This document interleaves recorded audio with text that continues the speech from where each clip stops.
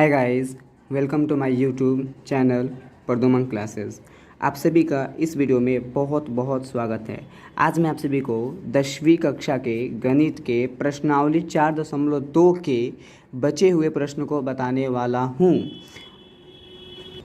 इसलिए आपसे निवेदन है कि आप इस वीडियो को शुरू से लेकर अंत तक देखें ताकि आपको इस वीडियो का हर कॉन्सेप्ट अच्छी तरह से समझ में आए। तो चलते हैं बिना समय गवाए और स्टार्ट करते हैं अपने प्रश्नावली 4.2 के प्रश्न नंबर 5 से। देखिए प्रश्न नंबर 5 क्या कह रहा है वो देखते हैं। सबसे पहले किसी प्रश्न को पूरा पढ़ लिया जाता है ताकि वो समझ में आए, और लैंग्वेज वाला क्वेश्चन तो खास तौर पे देखिए समझिए। देखिए एक समकोण त्रिभुज की ऊंचाई उसके आधार से 7 सेंटीमीटर कम है। यदि कर्ण 13 सेंटीमीटर का हो तो अन्य दो भुजाएं ज्ञात करें। तो आप सबसे पहले प्रश्न के अनुसार एक समकोण त्रिभुज बना लेंगे जैसे कि मैंने बनाया है। देखिए अब इस प्रश्न ने कहा कि इस त्रिभुज की ऊंचाई उसके आधार से 7 सेंटीमीटर कम है। अब देखिए जाहिर सी बात है ये इसका आधार होता है। अगर नहीं पता है आप लोग को तो मैं 2 मिनट के बताता हूँ। देखिए ऐसे हम इसे कहते हैं कर्ण, इसे क्या कहते हैं कर्ण, ठीक है। और नीचे वाले इसे कहते हैं आधार, नीचे जो होता है नीचे वो बेस में होता है उसे कहते हैं आधार, ठीक है। और जो ये होता है इधर इसे हम लंब भी कहते हैं और ऊंचाई भी कहते हैं। तो आप लंब कहें या ऊंचाई कहें, तो मैं ऊंचाई कह रहा हूँ, ठीक है। अब देखिए ध्यान से, उसने कहा जो इसकी जो ऊंचाई है वो आधार से कितनी कम है, 7 सेंटीमीटर कम है। तो जाहिर सी बात है आधार कुछ तो होगा, आधार का मान कुछ तो होगा तब तो उससे 7 सेंटीमीटर कम होगा। अब आधार कितना है मुझे नहीं पता, ना ही प्रश्न में दिया हुआ है। तो हम क्या कर लेंगे कि आधार को मान लेते हैं कि आधार कितना है, आधार x है। आधार कितना है, आधार x है मान लेते हैं। तो अगर आधार x है तो जाहिर सी बात है कि ऊंचाई कितना हो जाएगा। अब 7 सेंटीमीटर कम ना होगा उससे। अगर ये रहता आधार रहता 10 सेंटीमीटर तो ये होता उससे 7 कम, यानी कि 3 सेंटीमीटर होता। अगर आधार 20 सेंटीमीटर था तो 7 कम कितना होता, 13 सेंटीमीटर होता। उसी प्रकार अगर ये x है, आधार अगर x है तो ये कितना होगा, x माइनस 7 सेंटीमीटर कम कर देंगे इसमें से, x में से। तो x में से हम 7 सेंटीमीटर क्या कर देंगे, कम कर देंगे। तो ये हमारा हो जाएगा ऊंचाई का मान। ध्यान से कहा गया था कि इसकी जो ऊंचाई है वो आधार से 7 सेंटीमीटर कम है। तो आधार अगर x है तो 7 कम कर दीजिए तो ऊंचाई निकल जाएगा। तो 7 हमने कम कर दिया, ऊंचाई निकल गया। और कर्ण का मान पूरा दिया था। कर्ण का मान कितना दिया था हमें, कर्ण का मान यहाँ पे लिखा है 13 है। तो कर्ण की जगह कितना आ गया आपका, कर्ण का मान 13 है। तो याद रहे कर्ण का मान दिया है, आधार का मान x हो गया और ये ऊंचाई का मान इतना हो गया। अब आपने जो काम यहाँ पे चित्र में किया है वो काम को लिखेंगे, यहाँ पे लिखेंगे हल लिखकर माना कि। अच्छा पहले आप किसको मानेंगे, ऊंचाई को मानेंगे कि आधार को मानेंगे। तो उसने कहा कि ऊंचाई 7 सेंटीमीटर कम होगा आधार से, तो आधार ना पहले होगा कोई मान, तो आधार का पहले मान लेंगे। तो माना कि आधार लिख सकते हैं, त्रिभुज समकोण त्रिभुज का आधार, ये भी लिख सकते हैं कोई दिक्कत नहीं। माना कि समकोण त्रिभुज का आधार x है और उसकी ऊंचाई कितनी हो जाएगी, उसकी ऊंचाई।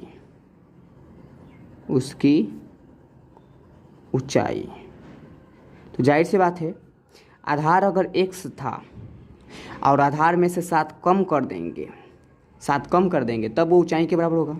तो कम करने का मतलब घटाना, तो कम कर दे तो ये ऊंचाई हो गया।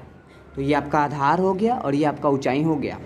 और कर्ण का मान दिया हुआ याद रखिएगा, लिखेंगे दिया गया है कि कर्ण बराबर 13 है। तो कर्ण 13 है, ये हमको दिया गया प्रश्न में। अब देखिए जब भी आधार ऊंचाई और कर्ण यानी आधार लंब कर्ण की बात कहता है, जब भी आधार ऊंचाई लंब की बात करता है या फिर समकोण त्रिभुज की बात करता है, समकोण त्रिभुज की और उसके आधार लंब कर्ण की बात करता है, तो हमारा एक नियम होता है समकोण त्रिभुज के अनुसार जिसका हम कहते हैं पाइथागोरस। तो लिखेंगे पाइथागोरस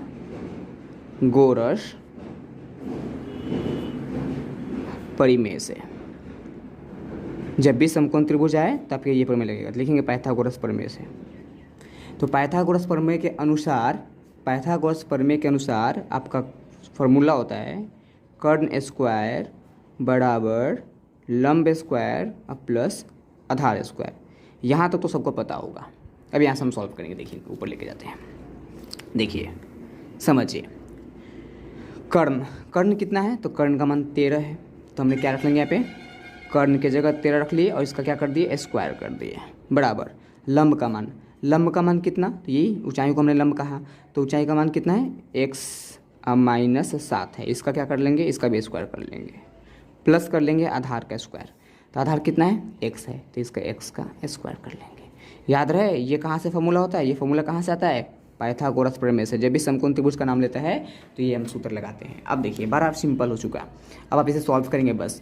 अब सॉल्व करना बड़ा आसान है। देखिए मैं ऊपर करके सॉल्व करता हूँ। देखिए समझिए, 13 का स्क्वायर कितना होगा, 169, और ये x माइनस बी का होल स्क्वायर, मतलब कि x माइनस वाई का होल स्क्वायर। तो हम क्या करेंगे, a माइनस बी का होल स्क्वायर कर लेंगे, तो क्या होगा, a square plus B square, अब माइनस होता है 2, और एक बार a का मान और एक बार b का मान, और आगे है, और इसके बाद आगे क्या है, प्लस है, और ये एक्स स्क्वायर, तो x का स्क्वायर करेंगे तो हो जाएगा x स्क्वायर। अब आप देखिए यहाँ पे आपको गुणा करना है, तो ये सबको ऐसे रहने देते हैं, एक्स स्क्वायर का करेंगे तो एक्स स्क्वायर हो जाएगा, 7 का स्क्वायर 49 हो जाएगा, और ये देखिए इसको गुणा करिए, 7 दूनी 14x। ये स्क्वायर समझते हैं ना कैसे करते हैं, 7 को 2 बार लिख के आपस में गुणा करना है। आगे क्या है, एक्स स्क्वायर। अब देखिए दोनों ही एक्स स्क्वायर बराबर के एक तरफ हैं, तो क्या हो जाएगा, 169 के 169, दोनों उस साइड है तो दोनों ही प्लस में इससे जुड़ जाएंगे, हो जाएंगे एक एक मिलके 2, और ये एक्स वाले को इसके साथ पहले लाइए, और ये 49 का 49 लाइए। अब देखिए हमें पता है कि एक्स का जो भी मान होता है वो बराबर के बाएं तरफ होना चाहिए, और जो अंक होता है बराबर के दाएं होना चाहिए, लेकिन है नहीं, तो हम कर लेंगे अपने आप से। ठीक है, इसको इधर कर लेते हैं, इसको इधर कर लेते हैं, तो हो जाएगा हमारा कितना, ये पूरा भाग इधर आ जाएगा, तो हो जाएगा 2x square minus 14x plus 49, ठीक है 49, और ये हो गया इधर का इधर, और इस पूरे को उधर कर देंगे, तो कोई भी साइन नहीं बदलेगा, क्योंकि पूरा पूरा जब जाता है तो साइन नहीं बदलता है। अब देखिए अब क्या करना है, इस अंक वाले को इधर लेके आना है, तो जैसे हम अंक वाले को इधर लेके आएंगे तो क्या हो जाएगा, 2x स्क्वायर माइनस 14x है 49 का 49, इधर ये प्लस में इधर आकर माइनस में हो जाएगा, बराबर कितना बचेगा, 0 बचेगा। अब आप क्या करेंगे, घटाएंगे, घटा कितना आता है वो देखिए, तो 2x स्क्वायर का 2x स्क्वायर, 14x का 14x, और घटाएंगे तो मेरे ख्याल से देखिए कितना बचेगा आपका, तो इधर बचेगा आपका माइनस वो ज़्यादा है इसलिए माइनस का चिन्ह, और इतना में से इतना अगर घट जाएगा तो बचेगा 120 बराबर 0। अब देखिए ये पूरा का पूरा 2 से कटने वाला है, ये 2 से कट जाएगा, ये भी 2 से कट जाएगा, और ये भी 2 से कट जाएगा। चलिए लिख लेंगे 2 से भाग देने पर, क्या लिखेंगे, 2 से भाग देने पर लिखेंगे यहाँ पे 2 से भाग देने पर। जैसे हम 2 से भाग देंगे तो देखिए 2 से भाग देंगे तो ये 2 खत्म हो जाएगा, बचेगा एक्स स्क्वायर। 2 से 14 को भाग देंगे तो 7 बार में, और 2 से इसको भाग देंगे तो 12 को 6 बार में लिखिए, और 0 को जो लिखिए, बराबर कितना, 0।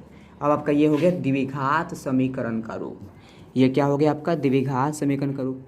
अब आपको क्या करना है, इसका गुणनखंड निकालना है, शून्यांक निकालना है। देखिए कैसे, या का चिन्ह देते रहिएगा, ऊपर हमने नहीं दिया है, लेकिन याद रखिएगा कभी भी मैथ बनाइएगा तो अगर बराबर का चिन्ह पहले से बीच में है तो आप या का चिन्ह देंगे शुरू में, ताकि पता चले कि लाइन हमने कब चेंज किया है।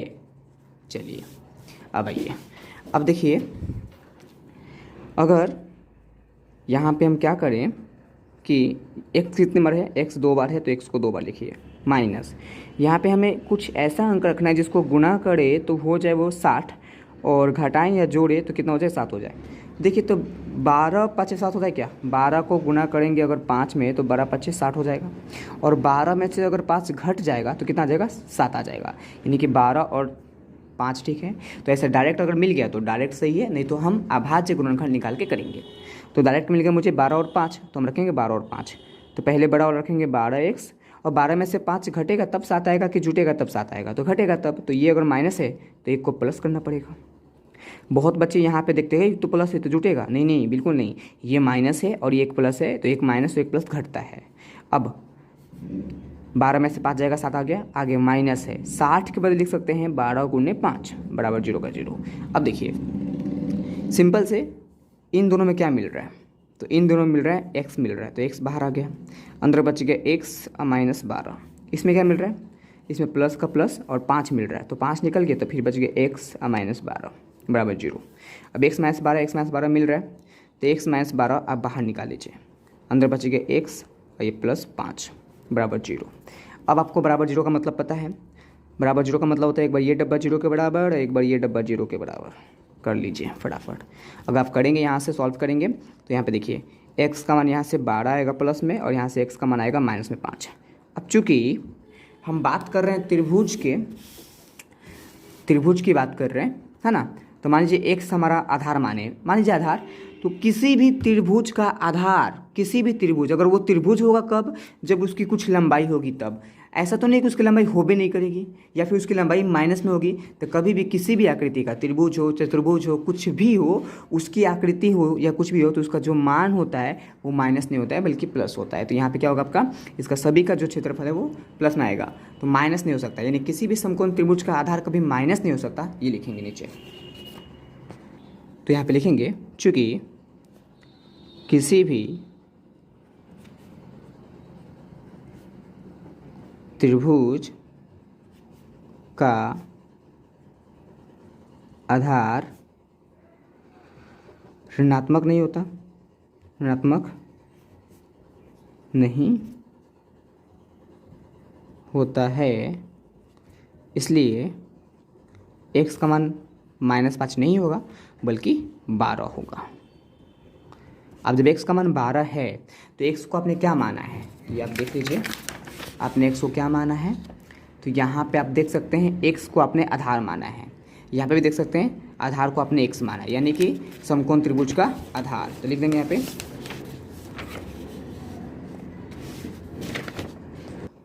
कि अतः समकोण त्रिभुज का आधार, तो आधार को हमने क्या माना था, x माना था, तो x बराबर कितना हो गया 12 है। अगर सेंटीमीटर में क्वेश्चन था तो सेंटीमीटर आंसर, और अगर मीटर में था तो मीटर में आंसर, तो सेंटीमीटर था तो सेंटीमीटर लगा देंगे अपने आप से। चलिए, तो ये आधार निकल चुका, लेकिन हमें दोनों भुजाएं ज्ञात करनी थी। प्रश्न में साफ साफ लिखा हुआ था कि देखिए यहाँ पे यदि कर्ण 13 हो तो अन्य 2 भुजाएं ज्ञात करते। एक तो आधार ज्ञात हो गया, अब दूसरा देखिए कर्ण हो गया, आधार हो गया, एक ही ना बचा। अब इसका मान ज्ञात करें, यानी कि ऊंचाई का, यानी कि लंब का, तो लिखेंगे ऊंचाई का। यहाँ पे लिखेंगे, बनाएंगे और लिखेंगे, यहाँ पे थोड़ा ऊपर कर लेता हूँ मैं, देखिए लिखेंगे और ऊंचाई ना, देखिए समकोण त्रिभुज की ऊंचाई, समकोण त्रिभुज की ऊंचाई। तो समकोण त्रिभुज की ऊंचाई को हमने क्या माना है, तो ऊंचाई को माना है x minus 7 centimetre, x minus 7 centimetre. तो देखिए अब ध्यान से देखिएगा, बराबर का बराबर, x का मान 12 और ये 7 घट जाएगा, कितना आ जाएगा आपका 5 आ जाएगा। तो यही आपका आंसर है पूरा करेक्टली।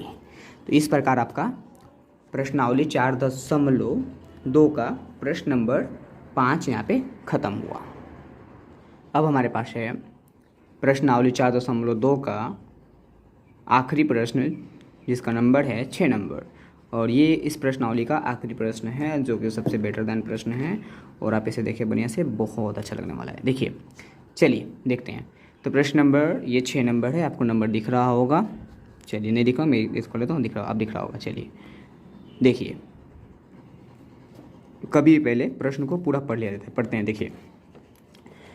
देखिए मन से 2-3 बार क्वेश्चन पढ़ लीजिएगा, आपको समझ में आ जाएगा। कह रहा है एक कुटीर उद्योग एक दिन में कुछ बर्तनों का निर्माण करता है। एक विशेष दिन यह देखा गया कि प्रत्येक नग की लागत रुपए में उस दिन के निर्माण किए गए बर्तनों की संख्या के दुगने से 3 अधिक थी। यदि उस दिन की कुल निर्माण लागत 90 रुपये थी तो निर्मित बर्तनों की संख्या, आपको नहीं दिख रहा होगा, मैं ऊपर कर लेता हूँ, दुगने से 3 अधिक थी। इसका देखिए, यदि उस दिन की कुल निर्मित लागत 90 रुपये थी तो उस बर्तनों की संख्या और प्रत्येक नग की लागत ज्ञात करनी है हमें। चलिए प्रश्न को आप 1-2 बार फिर से पढ़ लीजिएगा, आपको समझ में अच्छी तरह से आ जाएगा। मैं बताता हूँ, देखिए क्या हो रहा है कि इस तरह क्वेश्चन हमने कर चुके हैं, जैसे खिलौने वाला एक क्वेश्चन था इसके पहले, तो हमने ये कर चुके हैं। अब देखिए ये भी प्रश्न बहुत अच्छा है। ये कह रहा है कि एक कोई कुटीर उद्योग है जो एक दिन में कुछ बर्तन बनाता है, लेकिन वो एक दिन में कितना बर्तन बनाता है ये मुझे नहीं पता, बस बनाता है इतना समझ में आया। और उसका जो एक दिन में बर्तन बनाता है उसमें एक बर्तन का लागत क्या, वो देखिए जो एक बर्तन का लागत है, देखिए एक लिखा है इसमें कि प्रत्येक नग की लागत, लेकिन प्रत्येक नग मतलब हर एक नग को बनाने में, तो हर एक नग की लागत कितनी है, उस दिन के बर्तनों की संख्या निर्माण किए गए जितना है ना उसके दुगने से 3 अधिक है। मान लीजिए जैसे कि आपने 5 बर्तन बनाया और उसकी अगर लागत निकालनी है तो उस दिन जितना आपने बर्तन बनाया है उतना का क्या करें, दुगना कर दीजिए और 3 जोड़ दीजिए। तो 5 बर्तन बनाया आपने, 5 पे दुगना 10 हो गया और 10 में 3 जोड़ दीजिए, 13 रुपये एक बर्तन का दाम हुआ। ये कह रहा है। अगर नहीं समझ में आ रहा है तो मैं एक बार फिर अलग से समझाना चाहूँगा। मान लीजिए कि आपने एक दिन में 10 बर्तन का निर्माण किया, तो इसमें आपने 10 बर्तन बना रहे मान लीजिए एक दिन में, और हमने कहा कि भाई एक बर्तन का दाम पता है आपको कितना होगा, एक बर्तन का दाम आपका होगा कि जितना आप एक दिन में निर्माण करोगे उतना में आप 2 से गुणा करो और उसमें कितना जोड़ दो, प्लस कर दो, 3 कर दो, ये कर दो काम। तो मान लीजिए कि अगर आपने 10 बर्तन बनाया है एक दिन में तो क्या करना है आपको, पहले तो आपको उसको 2 से गुणा करना है। तो 10 को अगर 2 से गुणा कर देंगे, आप प्लस क्या कर देंगे, 3 कर देंगे, तो 10 दूनी 20, 20 से 3 कितना हो जाएगा, 23। यानी कि जितना भी बर्तन आप निर्माण करेंगे उसका दुगना करके 3 जोड़ देंगे तो वो एक नग की लागत आ जाएगी। ये प्रश्न ने कहा। फिर से अगर मान लीजिए बाय द वे आपने क्या दो बर्तन आपने निर्माण किया एक दिन में, ठीक है, तो भाई अगर 2 बर्तन निर्माण किया तो अब देखना है मुझे कि एक बर्तन का लागत कितना है। तो उसने कहा कि अगर एक बर्तन का लागत निकालना है तो आप जितना बर्तन निर्माण किए होंगे एक दिन में उसमें आप दुगना कर दीजिए और 3 जोड़ दीजिए। तो मान दुगना कितना हो गया, 4, 4 3 7, यानी कि एक बर्तन का दाम कितना था, 7 रुपये था। और उस तरह आपने 2 बर्तन निर्माण किया तो कितना पैसा हो गया टोटल, तो 7 दूनी 14 कर दीजिए, क्योंकि देखिए एक बर्तन का दाम 7 रुपये था और 2 बर्तन का निकालना है तो गुणा कर देंगे तो कितना देगा, 14 आ जाएगा। तो इस प्रकार हमने देखा, एक एग्जाम्पल से लेकर देखा। अब देखते हैं अपने प्रश्न को।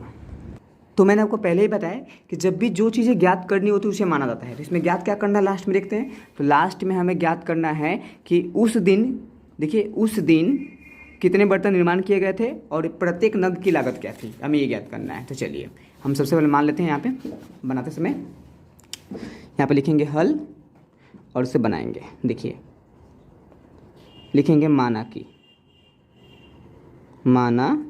कि उस दिन कितने बर्तन निर्माण किए गए थे मुझे नहीं पता, लेकिन हमें वही ज्ञात करना, तो मान लेंगे उसे। माना कि उस दिन निर्माण किए गए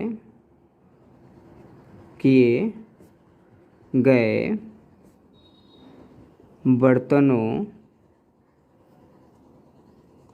की संख्या कितनी है भाई।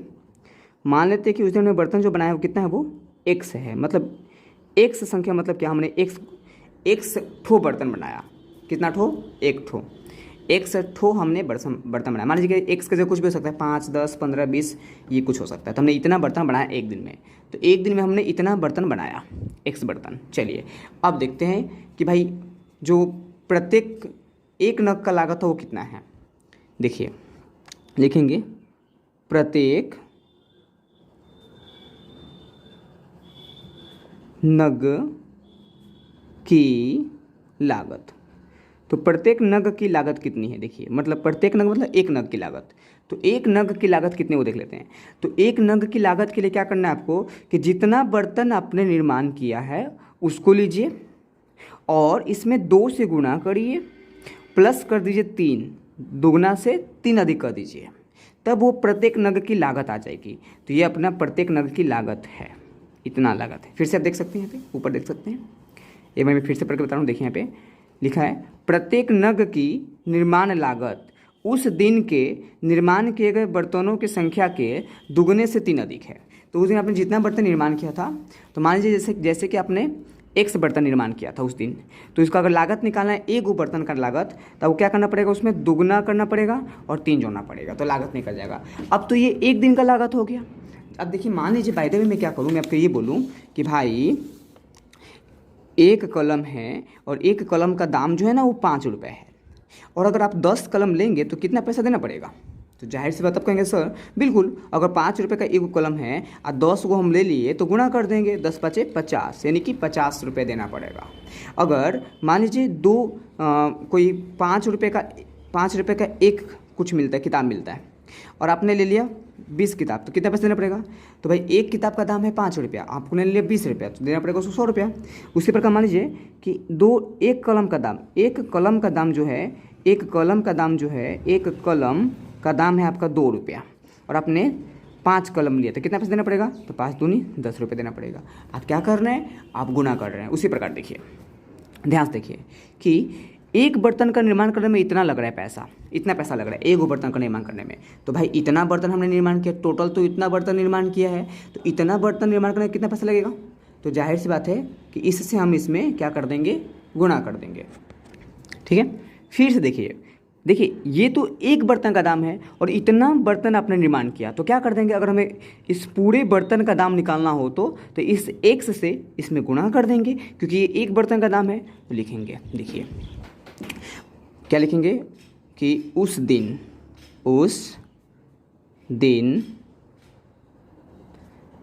है ना निर्माण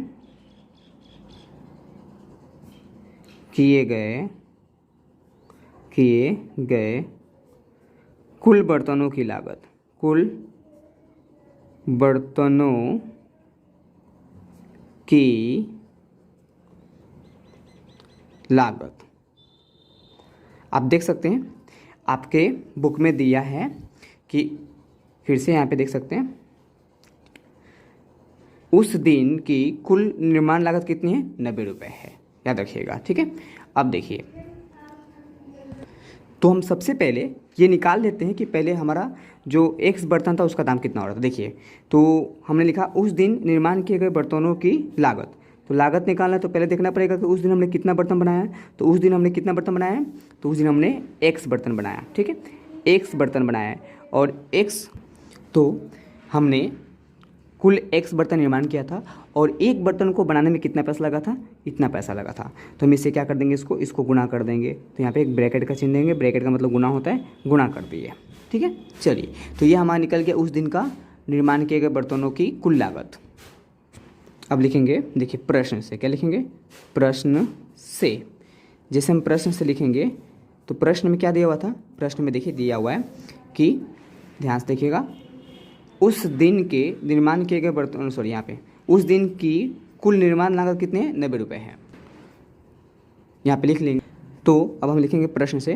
तो प्रश्न में क्या लिखा हुआ है देख लीजिए आप। अब देखिए लिखा है प्रश्न में कि उस दिन की कुल निर्माण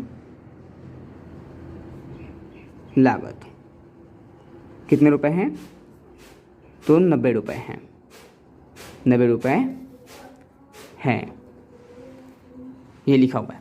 अब देखिए उस दिन टोटल कितना लागत लग रहा है पैसा, उस दिन 90 रुपये लग रहा है। और यहाँ पे आप देख सकते हैं कि जो हमने ये निकाला है ये भी उसी दिन का कुल लागत है और ये भी लागत है। तो क्या हो जाएगा हमारा, दोनों लागत है तो दोनों बराबर हो जाएगा।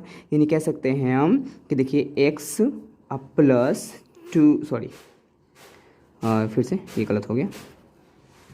देखिए यहाँ पे ये वाला चीज़ x इंटू 2x प्लस 3 है इतना। अब इतना ये भी लागत है, उस दिन निर्माण किए गए लागत है, और बराबर कितना हो रहा है, तो बराबर है 90 रुपया। मतलब इसको पूरा गुना उना करके कितना आ रहा है, 90 रुपया आ रहा है। अब इसको हम सॉल्व करेंगे। देखिए तो x से x में गुना करेंगे तो हो जाएगा 2x स्क्वायर, और x से करेंगे 3 में तो हो जाएगा 3x, और ये 90 का 90। अब 90 को तो बराबर कितना लेके आते हैं, तो हो जाएगा हमारा 2x स्क्वायर का 2x स्क्वायर प्लस 3x का 3x, ये इधर प्लस में इधर आकर माइनस में बराबर 0। अब देखिए 2 से ये कट रहा है और ये 2 से नहीं कट रहा है, यानी कि नहीं काटेंगे, काटेंगे तो नहीं। अब इसका हम बनाएंगे गुणनखंड।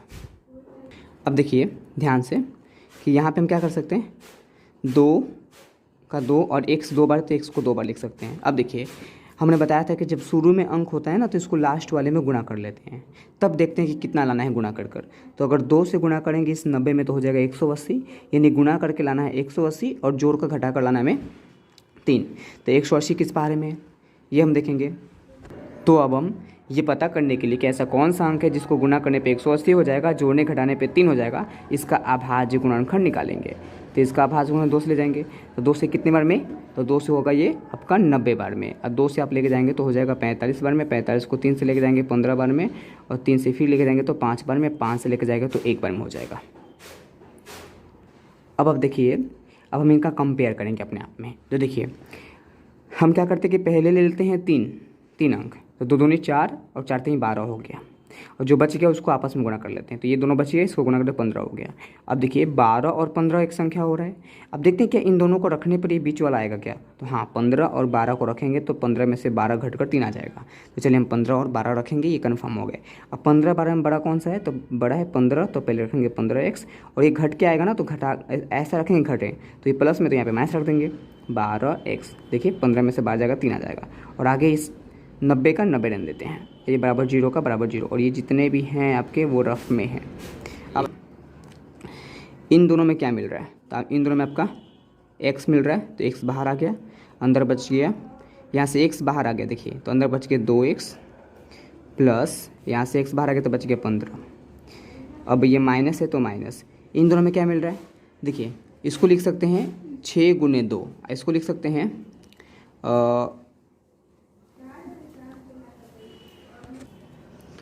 15 गुने 6 लिख सकते हैं। 15 गुने 6, 15 से 90 और 6 दूने 12।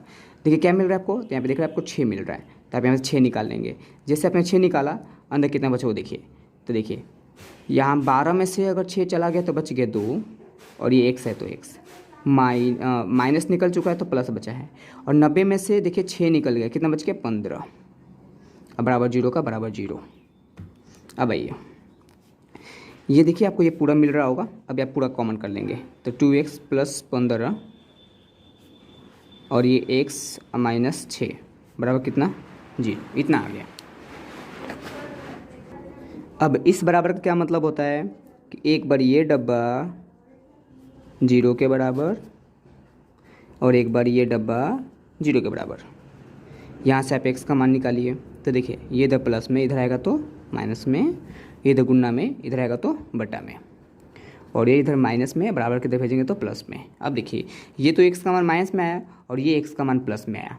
अब देखिए हमारे प्रश्न में क्या था, प्रश्न में किसी बर्तन की x को हमने क्या माना था वो देख लेते हैं।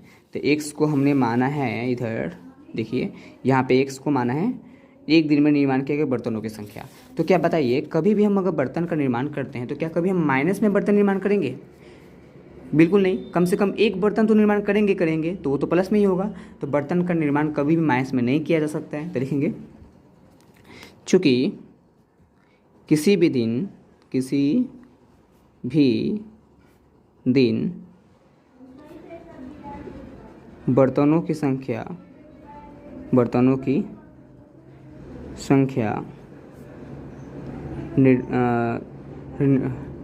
ऋणात्मक मतलब माइनस वाला नहीं हो सकती है,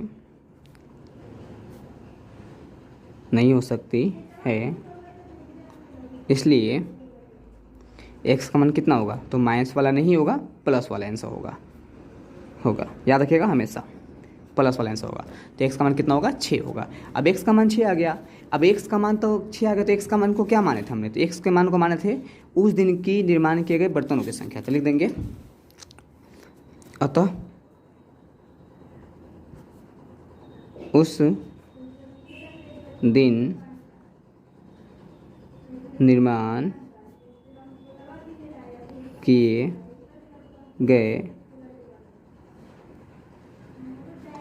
बर्तनों की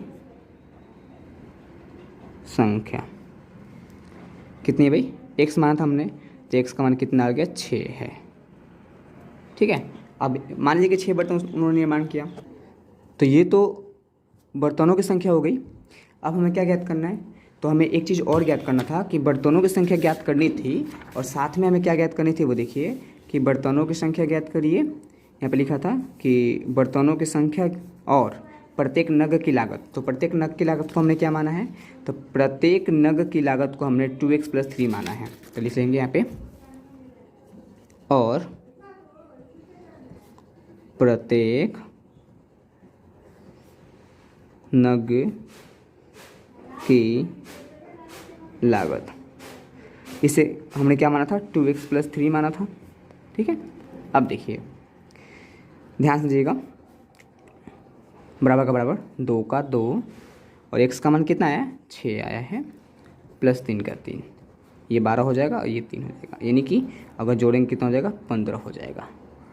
इस प्रकार हमारा हो गया प्रत्येक नग की लागत कितनी हो गई, 15 रुपये हो गई। तो इस प्रकार हमारा आंसर हो गया। तो ये हमारा पूरा आंसर हो गया यहाँ पे आपका, और यहाँ पे आपका प्रश्न नंबर 6 खत्म हुआ। और इसके साथ ही साथ आपका प्रश्नावली 4.2 पूरा खत्म हुआ। अगर कोई भी बात आपको ना समझ में आई हो तो प्लीज़ कमेंट करके पूछें, हम आपको उसका जवाब ज़रूर देंगे अगले वीडियो में। और आज की इस वीडियो में इतना ही, और अगर अच्छा लगा हो तो प्लीज़ लाइक कर दे, कमेंट कर दे और शेयर कर दे, ताकि और इस वीडियो को ज़्यादा से ज़्यादा शेयर कर दे ताकि ये वीडियो हर किसी के पास पहुंच पाए। तो आज के वीडियो में इतना ही, तब तक के लिए जय हिंद जय भारत। तो आज के इस वीडियो में इतना ही, फिर मिलते हैं अगले वीडियो में, तब तक के लिए जय हिंद जय भारत।